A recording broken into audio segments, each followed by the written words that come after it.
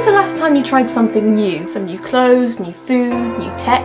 What about something new in relation to your art? For example, I'm primarily a composer, and specifically a film composer, but I chose a bachelor's degree that kept a very broad approach to music. For many though, the aim is to specialise as early as possible so that they can get better at their specialism quicker. Makes a lot of sense. But for Leonard Bernstein at least, specialising didn't mean narrowing his creative scope. On what would have been his 100th birthday, I'm asking, can you be a master of all trades? You're watching Ranger on Screen, and this is the story of Leonard Bernstein.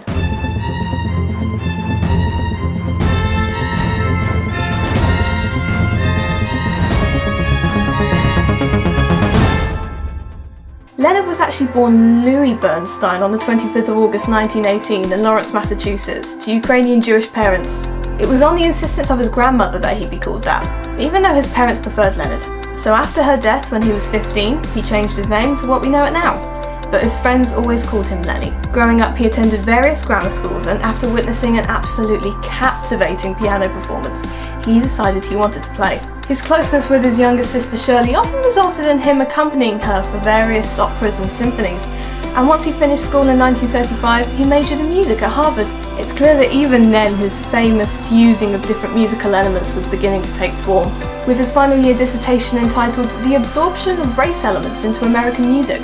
Professor David Prohl was also a big influence on the young Lenny through his multidisciplinary approach to art and music, and it may well have been around about this time that he decided he wasn't going to be put into a box when it came to his music. Before graduating, he made his conducting debut, and afterwards in the summer of 1940 he attended the Boston Symphony Orchestra's newly created Tanglewood Institute, and he later became the assistant to the orchestra's conductor. He landed his first permanent conducting role as assistant conductor of the New York Philharmonic in 1943, and after stepping in very last minute for an ill conductor at a televised concert at Carnegie Hall that year, he received huge acclaim and the demand for young Lenny skyrocketed. It was during his time that he completed his first major work, Symphony No. 1, Jeremiah, which was inspired by his Jewish heritage, and in 1945 he was made musical director of the New York Symphony Orchestra. He taught at Tanglewood and was a visiting musical professor and the head of creative arts festivals in the early 50s. Also after the war he travelled the world conducting various orchestras in places like London, Tel Aviv, Prague and Italy.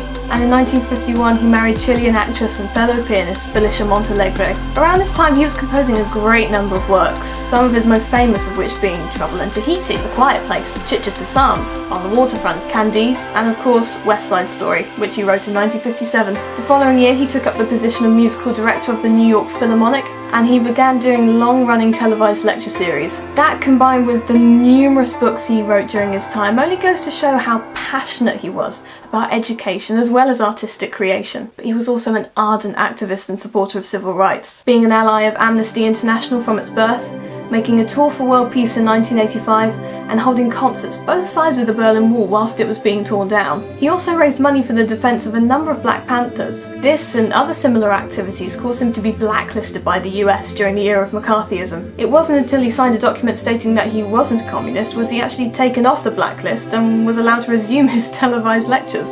His conducting was extremely emotive, and he portrayed rhythm through his almost dance-like actions, and his composition was always done through the lens of communication.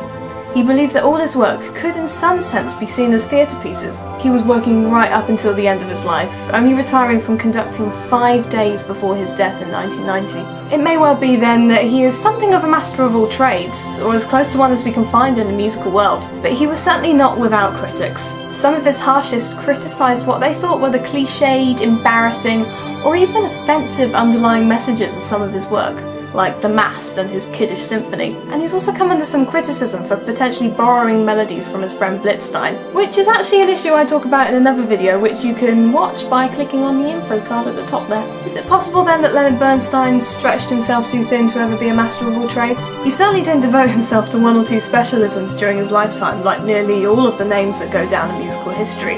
And for all the brilliant skill undoubtedly exhibited in his conducting, composing, teaching and more, he's unlikely to ever reach quite the same spot in the Hall of Fame as his beloved Beethoven, say.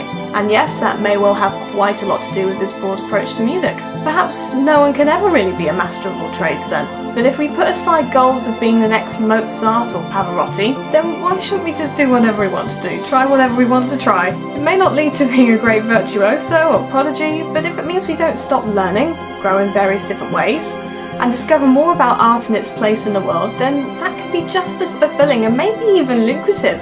We may even achieve such all-round success and admiration as Leonard Bernstein.